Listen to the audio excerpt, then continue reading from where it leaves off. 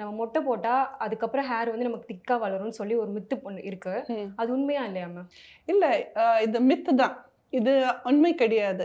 ஏன் சொல்றேன்னா, நம்ம ஹேர் ஷேவ் பண்ணும்போதுனா வந்து ஹேர் சர்ஃபேஸ் இருக்குல்ல, ஸ்கேல்ப்ல அப்போ நம்ம அந்த கட் பண்ணுவாங்க. ஹேர் கட் ஆயிடுச்சுன்னா, ஹேர் யூசுவலி ரூட்லேருந்து க்ரோ ஆகும்.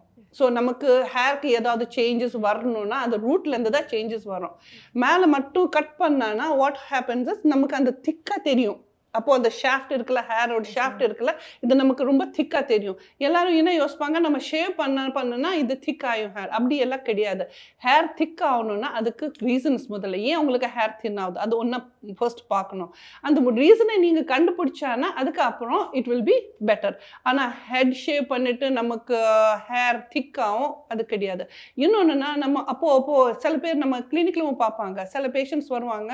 எவ்ரி 15 டேஸ் ஹெட் ஷேவ் பண்ணிட்டு வருவாங்க. என்னன்னா நான் ஹெட் ஷேவ் பண்ணனா எனக்கு ஹேர் திக்கா வரும்.